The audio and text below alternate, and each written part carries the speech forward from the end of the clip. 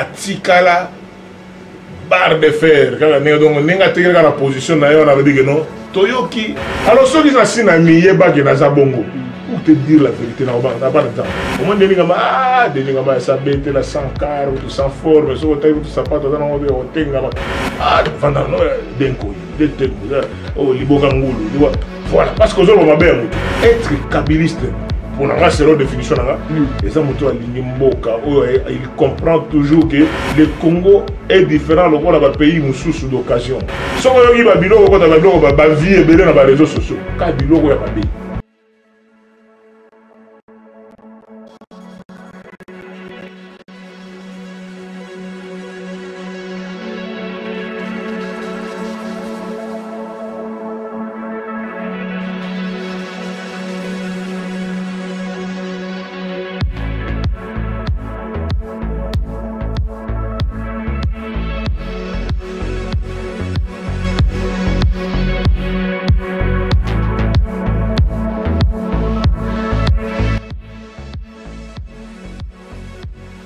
Bandeko, Bamesana Rolanda, Congo et Sengo TV, en collaboration avec TD+, le Loto Yambi, Denis Kambay, sénateur élu à Kasaï Central.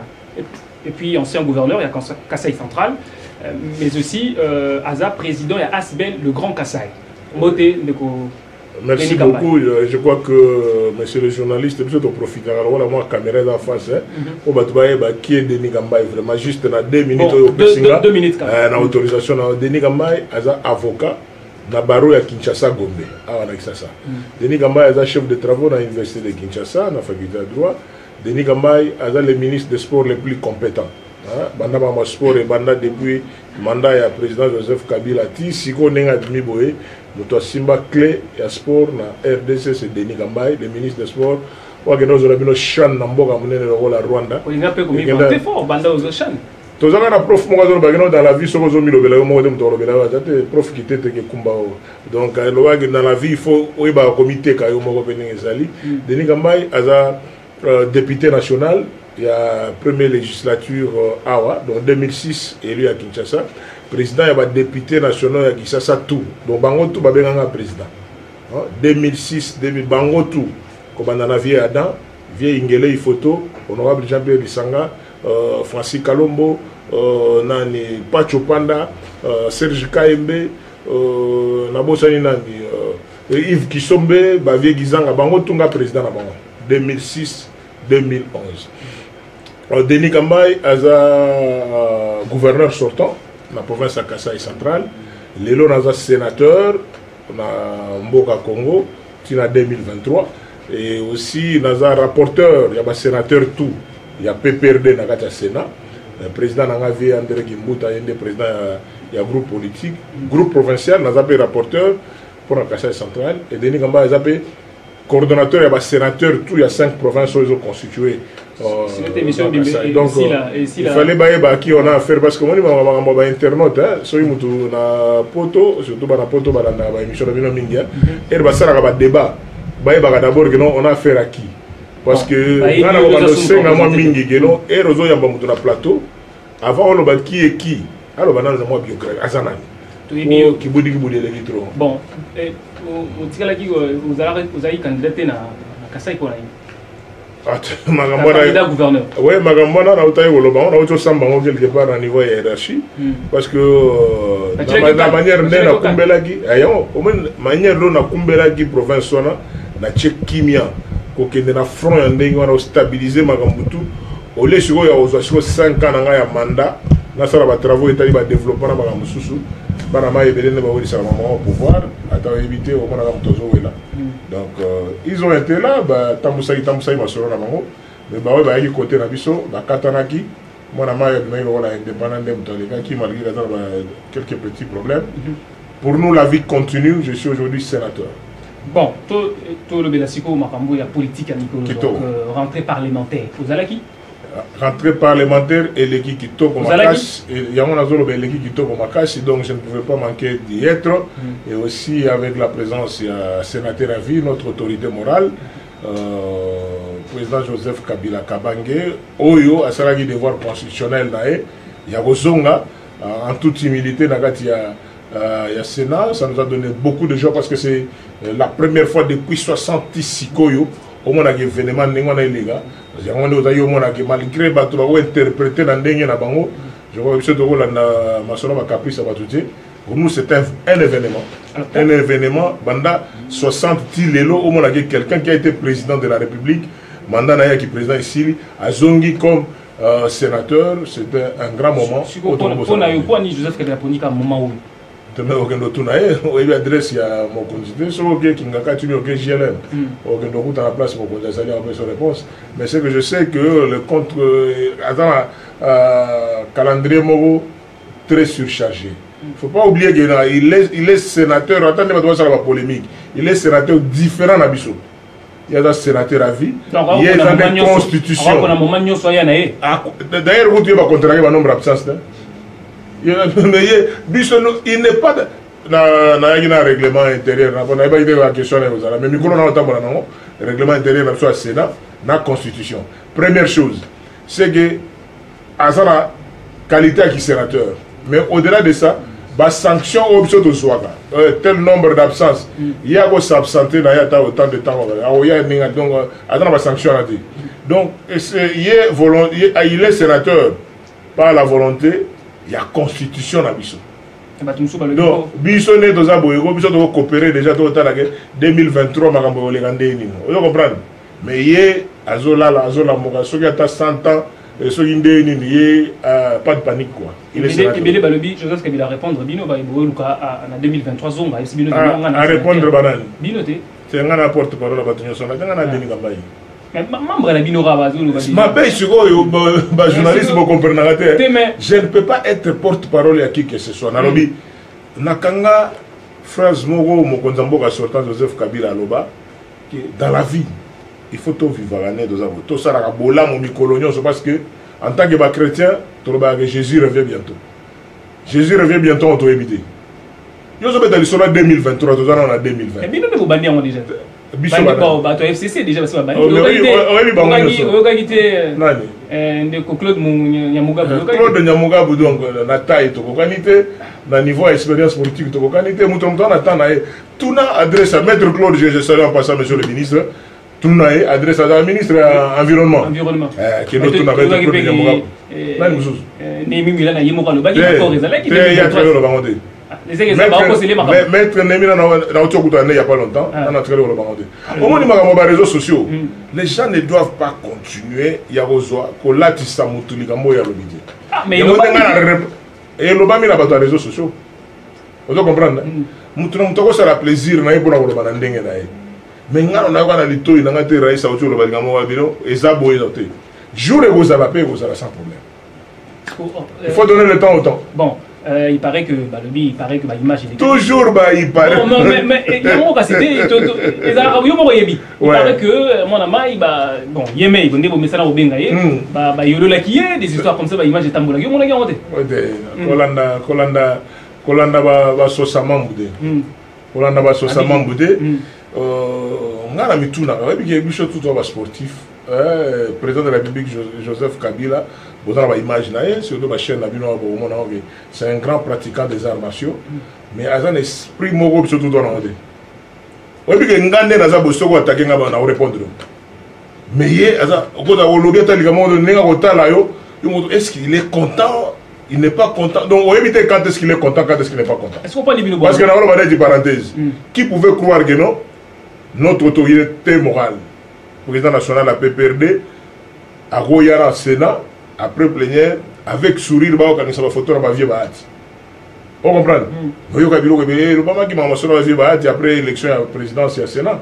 Mais il est là. Donc on doit comprendre vraiment que il est fait de quelle manière? Azam Moutonné. Mais on a copié de Ndé. Mais on a la porte-parole.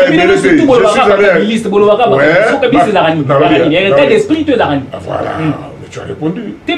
C'est ça. Donc, être kabiliste, pour nous, c'est la définition. Il comprend toujours que le Congo est différent du pays sous d'occasion. Qu'est-ce que je veux dire par ce concept? C'est-à-dire que non, le chef de l'État sortant a compris la société congolais dans RMO. Pour être ce que nous sommes, nous devons dépendre de notre pays. Élection au Taïbolega, décembre 2018. Décembre 2018. Ce qui va pression au président Joseph Kabila à Zouaki. Si c'était un autre président, mais il a cédé. Qu'est-ce que je peux vous dire?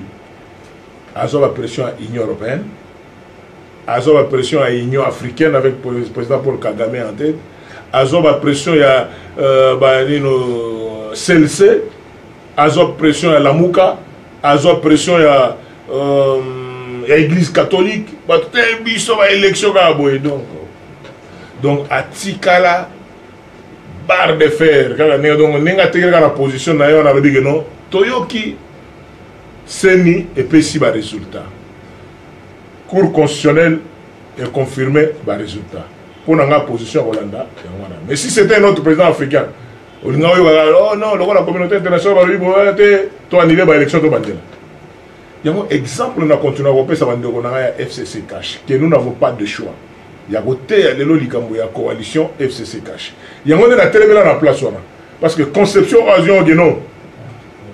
Nous avons une, comment on appelle, majorité présidentielle, avec en tête le président de la République qui vient de l'opposition. IDPS se cache, majorité présidentielle. Mais comme la majorité parlementaire, ils ont FCC, mais au moins que non, il va réfléchir que tout le monde coalition. Mais et voir aujourd'hui qu'au niveau de la coalition, nous avons certains de frères extrémistes du côté à FCC ou certains de frères extrémistes du côté à Cash. On va aussi continuer au Tambola. Tout ce que le président Joseph Kabila a fait, ils ont la leçon de la démocratie ou après que tout l'exemple de la vie continue. Donc comment tout ça nous voulait à rentrée parlementaire. Il y a tout. Rentrée parlementaire, tout s'est bien passé et c'est constitutionnel et c'est le temps où le sénateur à vie, président de la République sortant, avait, il y a assisté à la cérémonie à ouverture de la session. Et ça, il y a la polémique. Au discours, il y a deux présidents. Ils ont dit que taquiner comme Mindele, qui candidat contre Mindele. Mais Nalobi, naïvité ce qui vivre en Moga, est-ce que vous pouvez comprendre quand est-ce qu'on a un ambassadeur congolais en France ou dans un pays où le premier ministre de Mboga a dit en tant que Congolais, est-ce que vous avez nous sommes nationalistes, nous sommes des nationalistes. Mundere atala intérêt naïe. Yangonde ataba ndeko bazana poto. Oh il faut pas comprendre non, toi qui m'as ça dit quoi?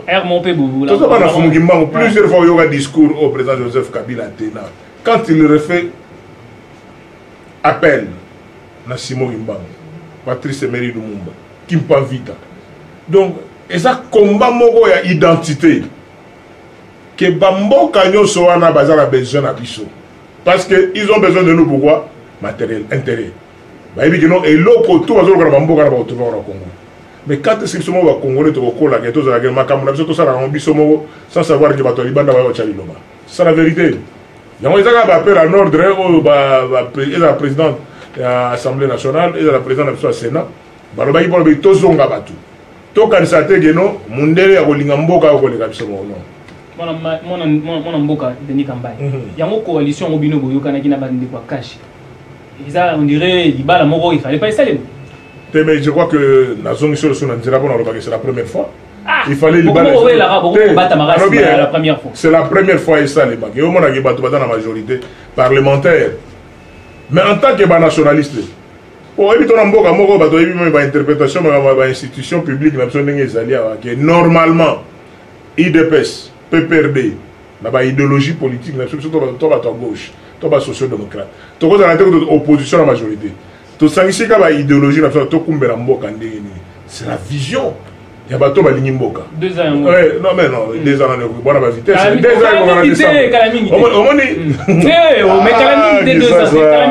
ans, c'est ça les Congolais. C'est ça les Congolais. Nani vient dans Sakenda, vient d'Izomar, vient Didier Modizo. avec vieux Dominique Kabengé, le série Kabengé est encore en vie, président Banakin. Et vieux Didier nous disait ceci, voilà les Congolais ou les Kinois. Alinganga yo kaka kabeta lisolo ya mutukeno, mutoza na pasi. Yongo zo wane ko tozo kumbelanga, kote ya pasi. C'est-à-dire wala banene, soko kelo na mwana kin, place totonga ka bato après to wangani. Na kwa na biso ya matongi wana. Soko so inga na legi. Ba ba otika tonga. So yi ba moni na kote ba ko wangana na bango. C'est ça. C'est dire quoi clairement? Les Kinois voudraient y avoir du solo. Au moins, des nigama, ça bête la sans car ou sans forme, ça va être tout ça, pas tout ça, on va être ah, vendant, d'un coup, des tengu, oh, libokangulu, voilà, parce que on va bien moutou. Mais ce qu'on a, on a des nigama prêtre, donc à bon niveau, c'est ça. C'est ça. Jamais au monde, ce qu'on a eu, Babilo, quand on a vie et belé dans les réseaux sociaux, car Bilo, il y a pas bien. Au place, bon. Vieux polémique, mais il y a des spécialistes dans les réseaux sociaux qui ont fait des mais si on bêtit babilo au moins nombre de vies il y a ma finga il y a babilo dans nombre de vies il y a muto côté la constitution on a différent. Je ne sais pas si il faut vraiment tout ça mais pour la Congo. Qui ma question n'a été 2 ans yango. Libala ngo. 2 ans na kokide. Vous vantez qui libala ngo non et sengeli to kutana to sanga. Choix et ça l'a quitté et choix pesati. Parce que réalité à kotonga mboka ndenge ezali. To même un jugement et la coalition ou vision à coalition FCC cache autour il y a les erreurs de parcours. Les erreurs de parcours. Biso sénateur d'abord pour le côté Sénat il est là qui sont mauvais oh corruption sénateur donc c'est pratiquement vers mois d'avril mois d'avril au besoin de Kotagi na avril au les gars. Donc juste là, ils ont moi une année à 5 mois. Donc au ben de calculer la date par rapport à parce que nos 5 ans à nous, on peut compter maintenant la mission. Toi très jaloux la compter. Vous avez notre compte à la période. Bien sûr, on compte avec besoin compter le nombre à Bamboula. Oui, mais il y a un mois d'octobre. Bon, pour te commis déjà sur un boulot, comment contenir un anniversaire. Anniversaire, on a coquité. Anniversaire, on a le mois d'octobre. Et Mendima, il y a un an. La partie peut y avoir coronavirus. Bonjour, pas ta marassi, gouvernement est allé le voter. Bandéo continue à souffrir. Souffrance, c'est bandé le voter. Nous avons un discours, on a trop. Oh, bah, tu vas souffrir. Ceux qui vont souffrir de l'homme, mais le UDP, c'est du matin, en 82. Le Congo a plus de 60 ans, sur 82. La Kaki, coalition, tu bêta ma solo économie, ma solo mboka. Mais banda bozu coalition za politique na politique ba ba crier yemay koto ba lobi béton. Donc bozo yo kana binote yemay na béton. Ko yebisanga. Koto ba béton, koto ba yemay, siko yebisanga. Bongo mesana. To mesana ne na ba béton. Bongo mesana ka ndenge zala. Oh, ndenge ni. Et ko sala bino motema passe ne bo sala ndenge ko sala bino motema passe mais je dis ceci que la coalition FCC et cache les camps de la patrie. Ceux qui bandego bazali, chacun décideur de son côté. Ils ont comprendre que camp de la patrie, la coalition FCC cache les danger. Mais la vérité c'est quoi? Troisième larron, bazo bazali banda. On va dans la coalition FCC cache. Bangonde bachaka basongi songi lokola ba chinois. Oui ba chinois. On film à Brice Lee na Chick Norris. Donc ba chinois bazali chinois mo wa dimi boy. C'est na lobioté. Abi chinois mo na kata ya film na Chick Norris na Brice Lee. Ake koto a lobby. Donc, il y a un côté cash. Il y a un FCC, au finish, ce qu'on timbaté au CD. Mais le web est vraiment vacciné, comme je dis, je connais le joueur LR, j'ai tout bani. Dans ma solo, il y a politique, il y a Mboka Oyo. Banda to banda ma solo, il y a 1+4 avec le départ de Maréchal. Seul parti Oyo Kotagina na COP, tu bien en COP, seul parti Kotagina na COP, tu es IDPS. Mais comme politique. Mais bango tout, ba RCD, ba MLC, ba tout dans le but toyebani. Attends, va tomber à 18 ans de Joseph Kabila. On a calculé, on a calculé dans nos boutiques au Kaboli Bamboula. On comprend que chacun a sa part de responsabilité. Parce que pardon, tu m'as dit 2 ans. Tu m'as dit 2001, on a dit 2003. Auto ça va contact pour un dialogue tout ça. On comprend de Toyo Kani. Toyo Kani 2004 tiba 2006. Biso tout n'a 1+4. Biso na Jean-Pierre Bemba, tout gérant ça. Bissona Rubero, to gérer ensemble. Yerodia, Zaïd. Donc, bah, opposant nous aux obéos dans la. Bah, on peut surtout 1 plus 4 à part IDPS. Tu vois, on compte à Sigoyo. 2000, on calcule à 18 ans. Quand on a 18 ans. Si on bête Sigoyo, Bisso Sigoyo, on a Muzito. Na Palou, on a Zanga Mobutu. 5 ans. Vous avez payé la hauteur. Tu n'as pas Premier ministre. Tu n'es pas Cassier, la télévision. Donc, Premier ministre, avant d'avoir Gekoko, avant d'avoir Gekoko pour avoir un dossier, les gens veulent parler. Bon, c'est quoi, avant d'avoir Gekoko, pour avoir un dossier, pour avoir un dossier. Tout le monde est devenu donneur de leçons. Tu dis que tu es wapi. Yo, Kangambo, pendant 5 ans. Ce que ça est logoté. Qu'est-ce que toi, tu crois que tout le monde trouve des prétextes à part ça? Bande on a besoin de bimala solo ya nini tout s'arrête so idée on va gagner ça la mouvement yo so utika koto na bien pas IDPS bango to utika kata COP on comprend tu vois comme en 2016 bango so bien la COP ça fait celui 3 ans de baba opposant c'est quoi Kabila sali combien d'années c'est-à-dire que il y a mon penda gérer yemo parce que na bonne comme qui 18 ans il y a ça il a géré mon temps. Bon, il a 18 ans, Joseph Kabila a géré 3 ans. Ah! Vous comprenez? Maintenant, on a vu un papier,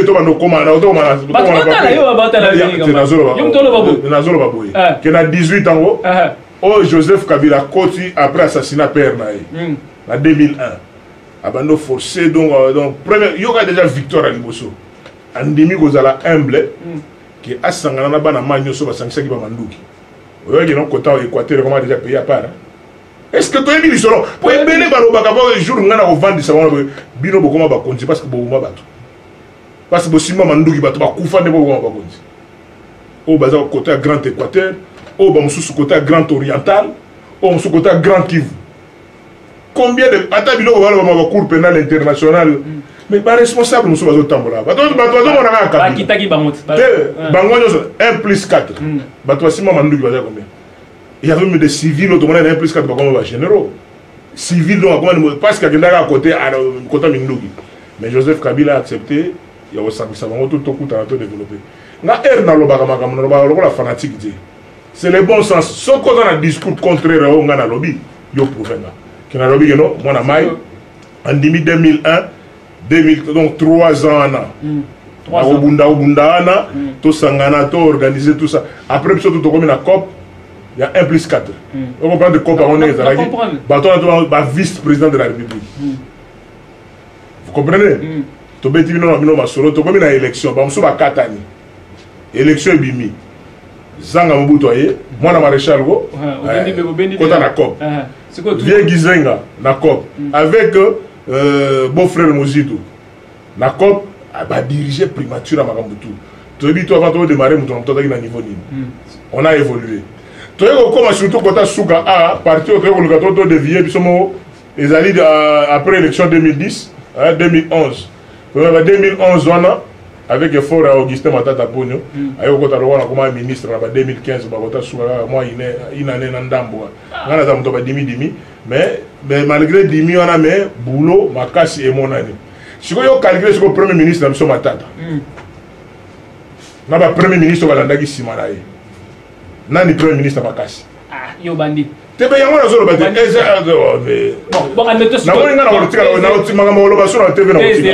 parce que les gens n'aiment pas la vérité. Comparé sur le premier ministre, nous sommes à Tata. Nous avons le premier ministre qui est Simanaï. Mais je pas ça peut perdre. Pouvoir, mais si quoi le premier ministre Matata, le ministre, le premier ministre qui est Simanaï. Ça va un point. On peut se sur 10 combien? On appelle ça point. Il faut faire ça. Nous avons fait ce que nous pouvons faire et le travail a été bien fait en ce qui nous concerne. Voilà. Ça va calculer à 18 ans. Si on a eu donc c'est que Kabila ça là donc 2023 on a payé. On va calculer maintenant. Mais aux hommes il y a une question. Il y a une opposé la question.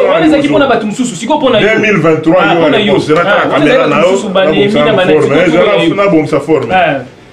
le commandant suprême honoraire, le général-major de réserve, Joseph Kabila Kabange, a ébissé son vie si Jésus revenait bientôt. C'est-à-dire que nous faisons la vie maintenant. Tous les dans l'isolo, il y a Raïs maintenant. Oh, il y a un lobby, il y a un. Comment tu peux commencer à calculer 2023 en 2020?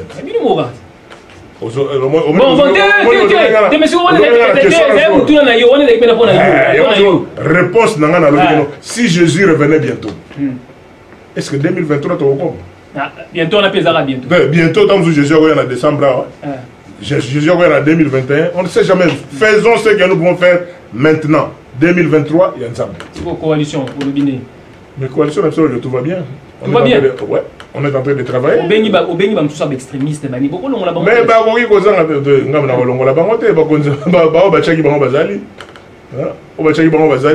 nous avons l'autorité morale, il y a FCC, Joseph Kabila Kabange, autorité morale, il y a Cash, Joseph Félix Antoine Tshilombo. Je sais qu'il dit les deux présidents entrants et sortants, dans les jours qui viennent, parce que nous sommes continuer à côté, qu'il est temps que tous se serrer les coudes parce que l'intérêt du Congo aujourd'hui et demain dépendra de ce que nous allons. Pour ce que nous rien, la coalition FCC Cash. Qu'on ne se mette pas à l'esprit. Tout c'est le rété que nous 2023, on ne va pas répondre.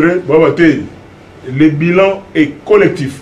Ce n'est pas un bilan, il y a Cash. Ce n'est pas un bilan, il y a FCC. Donc c'est le bilan de la coalition FCC et Cash. Vous avez ma réponse à la dernière. Kabiliste, vous avez membre FCC. Bandera. Vous avez Kabiliste, vous avez membre FCC. Yoga. Avant na coma FCC, avant na coma PPRD, vous avez d'abord Kabiliste. Vous comprenez? Avant na coma PPRD, FCC dans d'abord Kabiliste. Comment je suis devenu Kabiliste? Oui, Monsieur Laurent Désiré Kabila, on a conseiller juridique dans la fonction publique. Et donc, on est conseil des ministres, c'était là dans Bandaga. J'ai approché l'homme, j'ai parlé avec l'homme. Kabila le père. La prise de pouvoir par un jeune, avec conviction. On va donner sa chance. Est-ce que il est encore jeune? C'est comme un David dans mais tout le monde a une conviction, il y a régénération de la classe politique. Depuis l'université, il y a une régénération de la classe politique. Je l'ai adopté, tu continues, ma soeur, donc, tout en étant kabiliste, na kata parti na ya PPRD, na kata famille politique na biso FCC. Mais na zande muto dialé loté. Pour na ibi ko na comprendre côté de ngoko mela. Donc non, na zande muto dialé loté, ça ezala lelo que non so FCC sali linga moko mabe. Ne vous attendez pas de na robeta mabo. Mais quand Zara bouté. Na zala ka boye. Amen you donc tu comprends c'est que bien bien. So muto bien bien ibi que non Denis Kamba ya sala ka bongo banda kala. Si le FCC fait le va bien. Amen. Ce qui a faux, l'a tiré. Cash pareil. Parce que nous avons l'intérêt du Congo. Nous avons changé de. Donc, les lois et les guéros. Nous ne pouvons pas parler de Denis Kamba. Mais nous avons sambana moutoute. Nous avons tranquille. Non, nous avons la nana pour ça. Nous avons oui, c'est formation. Il y a ma réponse, non. Cassian a lobby. Et belé bako finga na réseaux sociaux. Et belé bako finga na télévision. Mais nous avons risqué. Que Denis Kamba na carne sans garde na ko yo pose be risque ya je ne sais pas. On comprend? On comprend. Donc na tambola mobimba. Na tambola mobimba muto ko risque te Denis aya ko to aya ka o mona muto da yo tonga bazo so muto bazo yo tonga ero komi ga place monsieur président merci maître on comprend ero le gaba no tonga wananga. Alors que nous sommes face mais au PC au Congo. Alors ceux qui sont assis dans le Bongo, pour te dire la vérité, non, réponse nayo. Mes réponses, je peux rappeler ça même devant Dieu le Père. Vous appelez FCC ou l'Ungwete, est-ce que c'est tribunal? Correct. Je suis sénateur élu sur la liste PPRD, FCC, et cela est constitutionnel. Que Moutoro, le parti politique, n'a été pas parti, il perd son mandat. Premier argument. Deuxième argument, nous avons soutenir la coalition FCC Cash. pour plusieurs raisons. Dans un président national à Grand Kassai, dans le conflit entre les deux descendants de l'Empire de Ilunga Bidi. Vous comprenez? Donc, il y a un peu trop neutre, trop un peu gentil,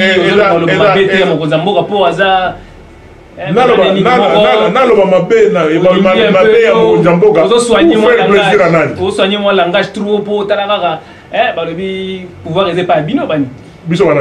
Balou Baté. Pouvoir aider pas Bino, on trop conciliant. Non, j'ai toujours été conciliant. Bato Baebinga, non, Kambay, il a toujours été comme ça. J'étais ministre des Sports. Je suis dans mon cabinet.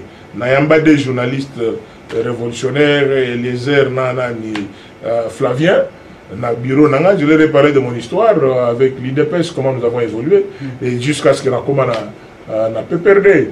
Donc, je préfère la vérité, la tranquille, que Naya ne tire ça qui j'allais le prendre ça la plaisir. Mais pas tout le monde a FCC. Mais pourquoi vous voulez toujours qu'elle la porte-parole là-bas tout bango bazali bango benga bango. Parce que tout le monde a discours na bango na yo ya mengi monté on tout na tête. Net banana net banana. Yo linga na tanga na tanga te. Oyebi bango. Te na yebi bango te. Oyebi bango. Na yebi na FCC l'autorité morale a 2 fois. Na kenda ki ngati plusieurs fois mais le 2 fois première fois que na comme gouverneur sortant.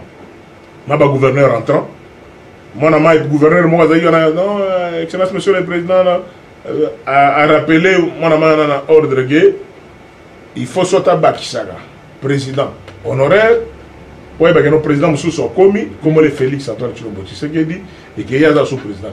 Il y a un rappel à l'ordre. Rappelez moi, deuxième chose, dernièrement, au Kinda, cadre, après, je la loi, tout ça. Tu as commis ton bêtiment solo tout. Mais le silence a observé, à observer la macasse, à observer, à lobby, pour la coalition FCC Cash. Donc, pour Naye, il tient à cette coalition FCC Cash. Et ce qu'on talibé bien, jamais au monde, bateau de la coalition, bateau FCC.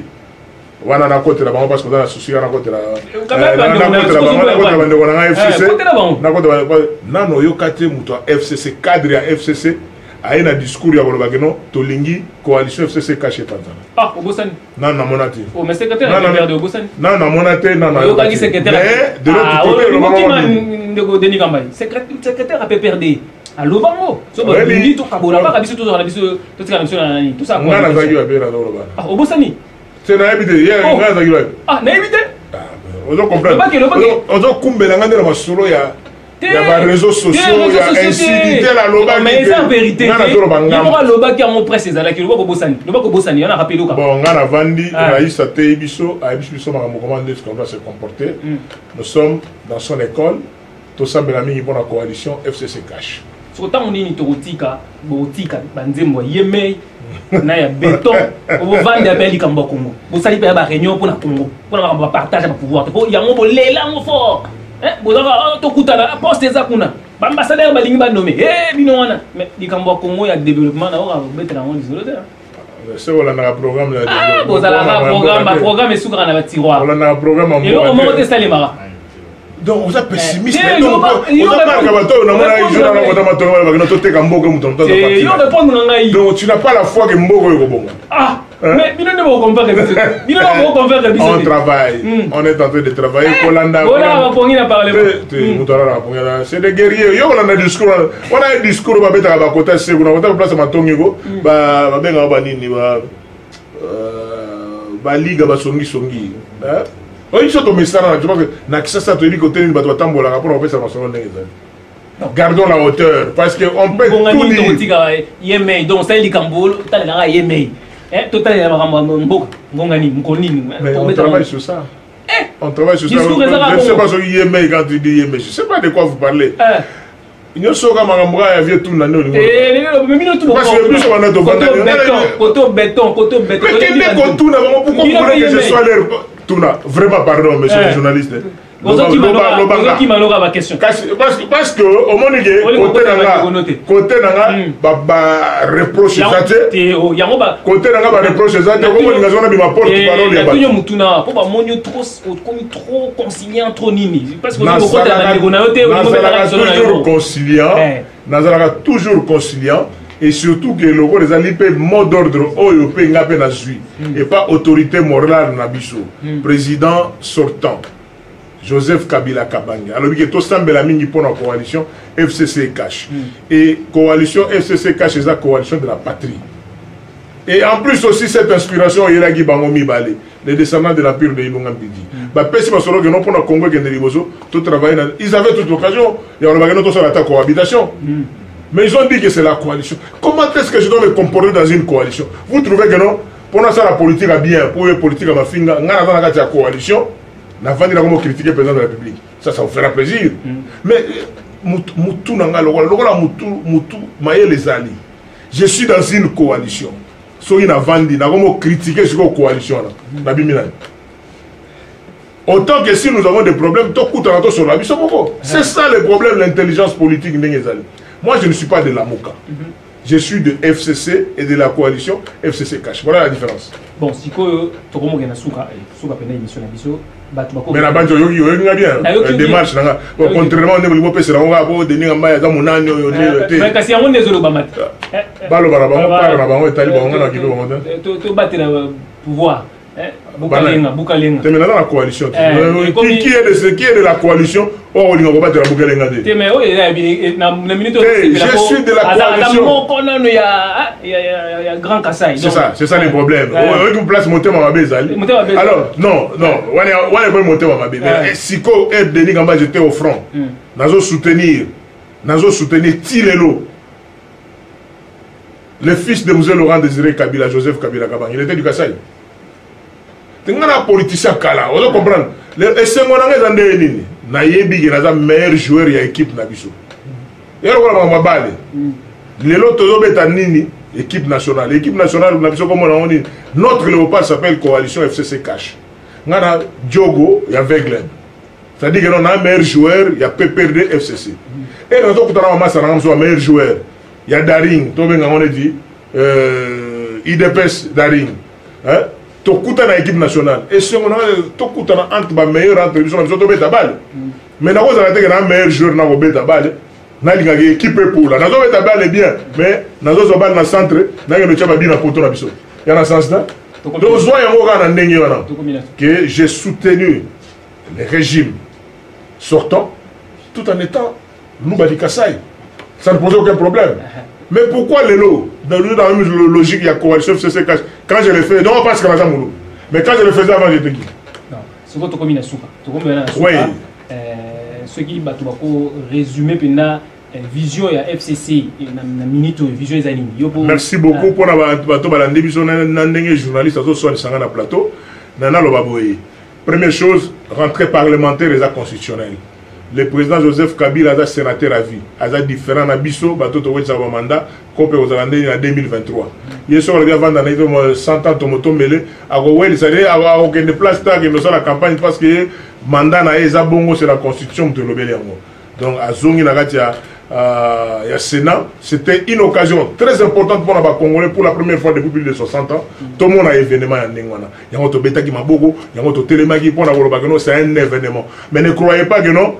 Ceux qui peut-être dans 2 semaines, Raïs a eu au sur la salle, non, parce que ça ne sera plus un événement. Ça a été un événement, mais qui n'est plus un événement. Donc il faut comprendre la différence entre les événements, on lit au final dans les réseaux sociaux, monter ma mabé à Congolais. C'est pas propre. Deuxième chose, quant à la coalition FCC Cash, c'est le camp de la patrie.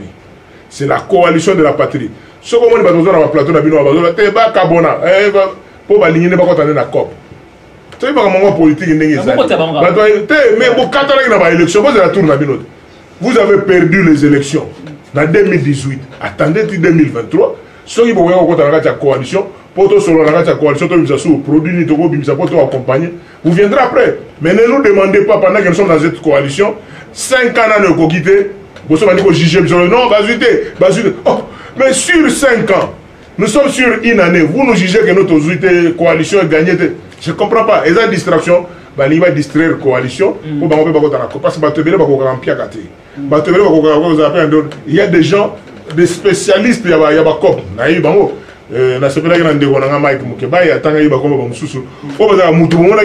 une semaine.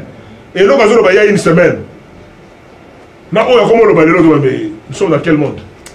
Nzamba yoka koloba na biso vraiment bana poto bana Congo ba tunyo soba na biso ba comprendre que nous avons dit ceci, le retour de Raïs dans le Sénat c'était un événement où il s'allait magui. Alors pour le reste de la vie continue. Mais pour la mission coalition FCCK c'est la coalition de la patrie. Pour la magameta li grand Kassai nazo bageno toza ba respectueux ba institution. Il faut pas mettre copte parce que Denis Ngamba ya mulu ba yote ngana respecter ba institution. Quel que soit le président de la République, il a respecté le maréchal. Ah, Baebi n'est pas l'université de Kinshasa de mettre de verre à l'époque de maréchal Baebi. Il a respecté qui Raïs, c'est la même manière que je respecte Fachi Beton. À vos ordres, tout le monde a porte-parole. Il y a